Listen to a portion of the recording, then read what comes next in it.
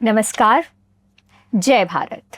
मेरा नाम है ज्योति उपाध्याय और मैं आप सभी का एक बार फिर से स्वागत करती हूँ हमारे podcast channel out of the box में। आज हमारे साथ एक न्यू गेस्ट है और I would like to introduce her before we begin chatting. Let's welcome doctor Vaishali Nain. She is an educationist and she loves to talk about parents, children, education, and the system. Today she is here to talk about how parents can deal with their child's emotions. कैसे एक parent को एक बच्चे के emotion से deal करना चाहिए ताकि वो उन्हें एक सही दिशा दे सकें। स्वागत करते हैं डॉक्टर वैशाली नैन का। Welcome ma'am. Thank you so much, ma'am. Yes ma'am. Would you like to share something about you and then we'll begin the topic? ये बहुत आपने भारी भरकम क्वेश्चन पूछ लिया।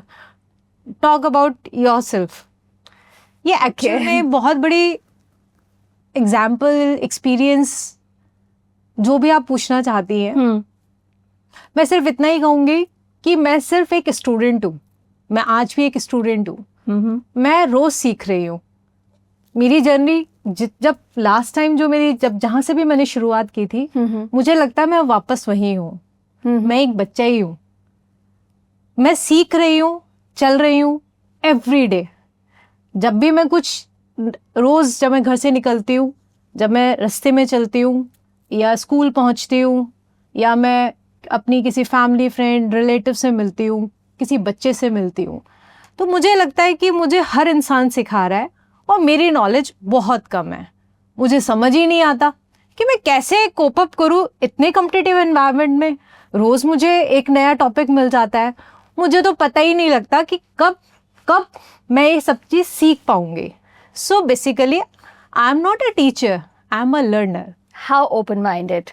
So that's really important for a teacher, especially an educationist who's handling multiple children at the same time.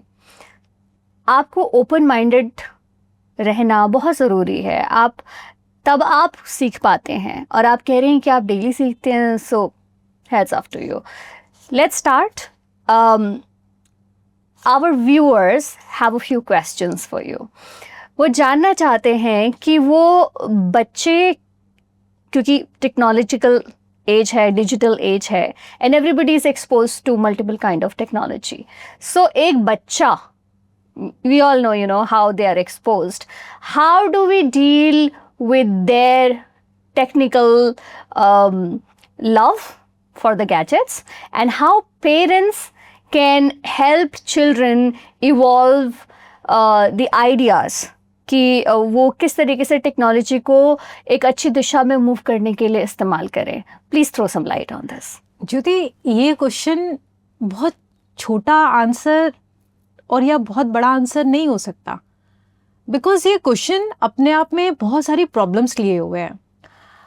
समझिए कि आज के टाइम पर एक छोटे बच्चे से लेकर, मीन्स नर्सरी के बच्चे से लेकर 12th के बच्चे के पास मोबाइल अवेलेबिलिटी है। मोबाइल बहुत यूज़ की भी चीज़ है और वो प्रॉब्लमेटिक भी है। तो ये तो हमें देखना पड़ेगा कि जिस मोबाइल का इन्वेंशन हमने किया, उसने हमें क्या गुलाम बना लिया। अब आप खुद को देख लीजिए। और एक ये WHO की रिपोर्ट भी है 2023 की कि 14 से 32 साल का जो भी युवा बच्चा, वो 4.5 से 5 घंटे सिर्फ मोबाइल पर स्पेंड कर रहा है। That's sad. जब बच्चे को स्ट्रेस है, वो एक स्क्रॉल कर रहा है और उसको डोपामिन इफेक्ट मिल रहा है, बूस्ट मिल रहा है और वो उसमें एंगेज हो रहा है। तो ये एक प्रॉब्लम है बेसिकली, सॉल्यूशन नहीं है। मोबाइल हमें, जब हम बहुत ज़्यादा स्ट्रेस में होते हैं, हम रील्स देख रहे हैं, मीम्स देख रहे हैं, हम इंटरनेट पे सोशल मीडिया यूज़ कर रहे हैं, बट ये प्रॉब्लम है, सॉल्यूशन नहीं है। वो हमें छोटा सा बूस्ट देता है। जब भी कोई नोटिफिकेशन आता है, हमारा माइंड ऑलरेडी हम एकदम से एक्टिव हो जाता है। अच्छा, नोटिफिकेशन की आवाज़ आई है, मैसेज की आवाज़ आई है, तो हम सब कुछ छोड़कर सिर्फ ये दौड़ने देखते हैं हमारे मोबाइल पर किसका कॉल आया, किसका मैसेज आया। और वो चीज़ हमें 2 मिनट की खुशी भी देता है अगर उसमें कोई रील हो। बट फैक्ट इज दिस कि अगर एक यूथ 4.5 से 5 घंटे सिर्फ मोबाइल देखकर ही यूज कर रहा है या अपना टाइम स्पेंड कर रहा है स्क्रीन टाइम पे, तो फिर उसकी क्रिएटिविटी कहाँ जाएगी? एज अ स्टूडेंट इस टाइम पर हर पेरेंट इस प्रॉब्लम से गुजर रहा है, कोई कम और कोई ज्यादा, but everybody is facing with this problem. मेरे पास बहुत अच्छे अच्छे सॉल्यूशंस हैं इन चीज़ों के लिए. जब मेरे पास पेरेंट आता है तो मैं बहुत छोटे छोटे सॉल्यूशंस बताती हूँ, बिकॉज प्रॉब्लम बहुत ज़्यादा विग्रस हो चुकी है, तो इसका सॉल्यूशन भी एक दिन में तो नहीं निकलने वाला. इसके छोटे छोटे सॉल्यूशंस हैं. अगर आपका बच्चा बहुत ज़्यादा टेकी है, टेक्नोलॉजी लवर है, तो आप अपने बच्चे को कोडिंग में डाल सकते हैं, एनिमेशन के कोर्सेज में डाल सकते हैं, या कोई ऐप इन्वेंशन जो होता है उसमें डाल सकते हैं. तो मैं इस बच्चे की आप एनर्जी चैनलाइज कर रहे हैं, आप अपने बच्चे को एक डायरेक्शन दे रहे हैं कि देखो आपको मोबाइल दिया, आपको मैंने लैपटॉप दिया, but now you have two things that innovate your mind, your creativity, और उससे एक पर्टिकुलर डायरेक्शन दे दी. तो मीन्स आपको एज अ पेरेंट डिसाइड करना पड़ेगा कि what you want from your child, और आपको उसको क्या करना है, क्योंकि आप पेरेंट हैं. और पेरेंट को कैसा करना है कि पेरेंट को डिसीजन लेना है कि मुझे मेरा बच्चा कैसा चाहिए. तो एक्चुअली इससे मुझे याद आता है कि आजकल पेरेंट्स बजाय सॉल्यूशन ढूंढने के they want to crib and complain about everything. मेरा बच्चा ये नहीं करता, वो नहीं करता, स्कूल में ये नहीं होता, वैसे नहीं होता. सो ये जो एक्चुअली दे सफ़र, ओके, और क्योंकि उनको खुद सॉल्यूशन नहीं मिल पाता है इसलिए वो क्रिबिंग और कंप्लेनिंग में कन्वर्ट हो जाता है. ये मेरा पर्सपेक्टिव है. बट एक पेरेंट को हम सॉल्यूशन कैसे प्रोवाइड करें, एंड टू एंड की बात करते हैं. Suppose I am the parent, I have come with problems in front of you. So how will you pacify my complaints, and what kind of solutions you are providing me, except that आप coding में डाल दीजिए और ऐसे कर लीजिए. Okay ज्योति, problem ये नहीं है कि आसपास सब प्रॉब्लम ही प्रॉब्लम है. प्रॉब्लम ये है कि मेरा पर्सपेक्टिव कैसा है चीज़ों को लेकर. सपोज घर पर अगर नल खराब हो गया और बच्चे के सामने आप ये नल हमेशा ख़राब होता रहता है, तुम्हारे पापा ऐसे ही करते रहते हैं, ये चीज़ ऐसे ही रहती है, बच्चे ने होमवर्क नहीं किया, आपका स्कूल में क्या करते हो, हम फीस पे कर रहे हैं, आपकी टीचर ने आपको ये नहीं कराया. सो बच्चा सब चीज़ें ऑब्जर्व कर रहा है. बच्चे की ऑब्जर्वेशन बहुत अच्छी होती है. आप अपने बच्चे को जो बनाना चाहो वो बना सकते हो, बट आपको जो आप उसके सामने इमिटेट करोगे, जैसा आप उसके सामने एग्जाम्पल सेट करोगे, बच्चा वैसा हो जाएगा. I agree. अगर मदर का या फादर का कंप्लेनिंग नेचर है अबाउट एवरीथिंग, तो बच्चा धीरे धीरे ऑब्जर्व करता है और उसको ये समझ में आ जाता है कि अच्छा, मुझे अपना जो भी इश्यूज हैं, प्रॉब्लम्स हैं, मुझे वो दूसरे के ऊपर डालने हैं. मीन्स अगर हम एज अ स्कूल बात करें, तो अगर आपने होमवर्क नहीं किया और आपकी मदर कंप्लेन कर रही है, इस स्कूल में तो टीचर होमवर्क ही नहीं कराती है, ये ध्यान ही नहीं देती है, तो वो बच्चा ग्रैब करता है. वो अपनी गलती नहीं मानता, क्योंकि उसे समझ में आ गया कि मुझे मेरी गलती मानते ही तो प्रॉब्लम हो जाएगी, तो मैं क्या करता हूँ, मैं अपनी गलती दूसरे पे डाल देता हूँ. तो वो स्टार्ट हो जाता है अपने पेरेंट्स की तरह करना. अब उसने अगर कोई गलती की स्कूल में, रोज बहुत एग्जाम्पल्स आते हैं हमारे सामने.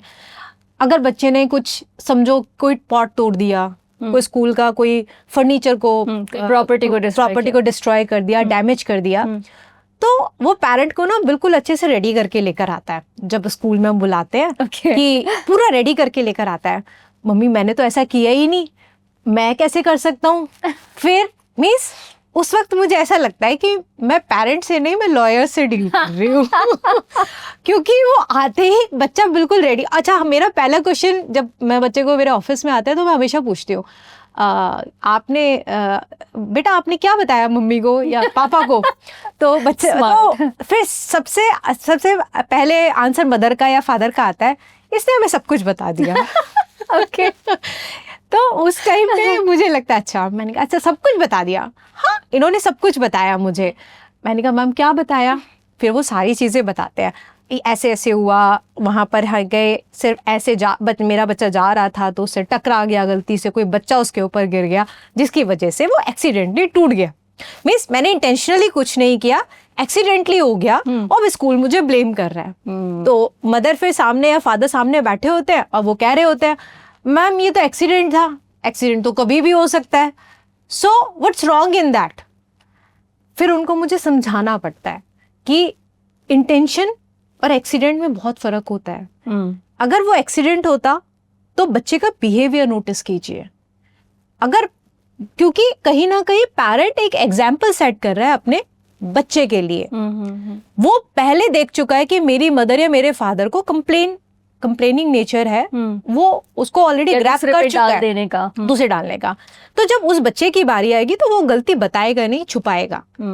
उसका ड्रॉबैक ये है कि लाइफ टाइम जब वो बच्चा गलती करेगा तो वो उसको कभी उस गलती को एक्सेप्ट ही नहीं करेगा, और एक्सेप्टेंस नहीं होगी तो वो कभी इम्प्रूव नहीं करेगा। Very true. वो अपने फेलियर को भी दूसरे पे डाल देगा तो वो सक्सेसफुल ही नहीं होगा। करेक्ट। जबकि फेल का तो पहला मतलब ही ये होता है कि हमने फर्स्ट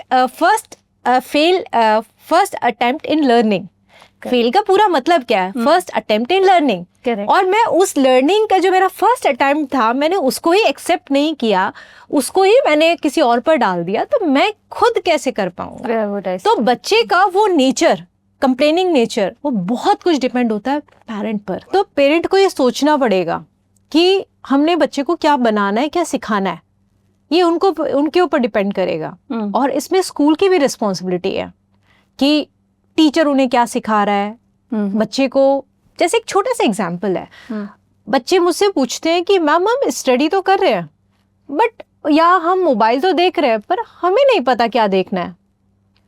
बच्चे बहुत पूछते हैं। मैं हमेशा जब भी राउंड्स पे जाती हूँ, क्लास में जाती हूँ, तो मैं बच्चों से पूछती हूँ, अच्छा बेटा, किसी को भी खड़ा करके रैंडमली, कि आपको अगर मैं मोबाइल देती हूँ तो आप क्या सबसे पहले देखोगे?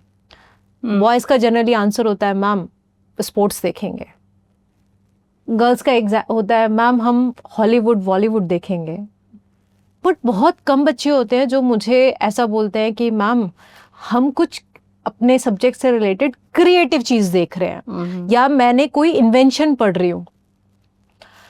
समझिए इस चीज को कि ये हमारी रिस्पॉन्सिबिलिटी है as a school, as a parent, कि हमारा बच्चा कर क्या रहा है, हमें उसे किस डायरेक्शन में लेके जाना है। तो वो हमें करना पड़ेगा। तो पहले बात, जब आप अपने बच्चे को मोबाइल देते हैं तो आपको ये पता होना चाहिए कि आप अपने बच्चे को मोबाइल दे क्यों रहे हैं।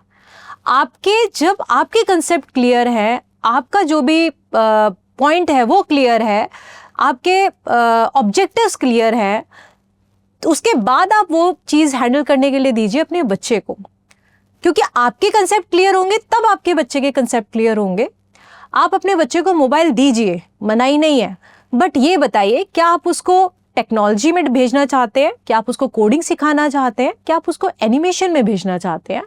अगर आप ऐसा कुछ नहीं करना चाहते तो क्या आप अपने बच्चे को एक पर्टिकुलर रिलीजियस चीज़ें पढ़ाना चाहते हैं, या आप अपने बच्चे को कोई एक्सरसाइज से रिलेटेड कोई कुछ दिखाना चाहते हैं वीडियो, कि अगर आपका बच्चा फिजिकल एक्सरसाइज नहीं करता और ब्रीदिंग एक्सरसाइज नहीं करता या हमेशा लेजी रहता है, तो उससे रिलेटेड वीडियो मैं अपने बच्चे को दिखाना चाहता हूँ। मीन्स आपको कंसेप्ट क्लियर होना चाहिए कि आप अपने बच्चे को क्या दिखाना चाहते हैं।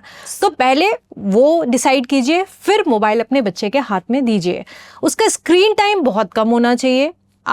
मीन्स अगर हम WHO की रिपोर्ट के बारे में बात करें तो वो है 4.5 से 5 घंटा, बट मुझे लगता है कि अपने बच्चे को मैक्सिमम स्क्रीन टाइम आपका 1 से 2 घंटा, बहुत ज़्यादा बोल रही हूँ, पर 1 से 2 घंटा होना चाहिए। उसी स्क्रीन टाइम में अपने बच्चे को वो मोबाइल स्टडी के लिए देना है वो दीजिए। अगर आपको कोई इनोवेटिव चीज़ दिखानी है वो दिखाइए, बट वो बिल्कुल शॉर्ट नोटिस होना चाहिए कि 1 या 2 घंटा, नॉट मोर देन दैट। अगर टीवी दिखाना है तो वो दिखाइए। इसके बाद जब बच्चा मोबाइल यूज़ कर रहा है, लैपटॉप यूज़ कर रहा है, इसके अलावा आप घर पर पूरी फैमिली खाना खाने बैठे हैं तो वो स्क्रीन फ्री जोन होना चाहिए। मीन्स उस टाइम पर एज अ पेरेंट ना आपको मोबाइल यूज़ करना है ना बच्चे को यूज़ करना है, वो आपका फैमिली टाइम होना चाहिए।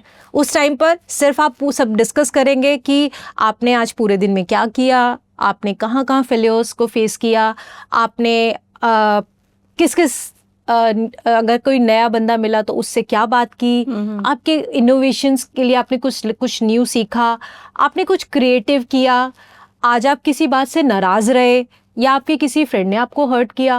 मीन्स ये ओपन सेशन होना चाहिए, 1 या 2 घंटे का family time. I totally agree. Thank you, Dr. Vaishali, for sharing such valuable insights. काफ़ी ज़्यादा इंफॉर्मेशन दी आपने हमें कि how parents can deal with the tech fever of children. So thank you so much. And with these discussions, we end today's podcast. We'll meet in the next episode soon. Thank you.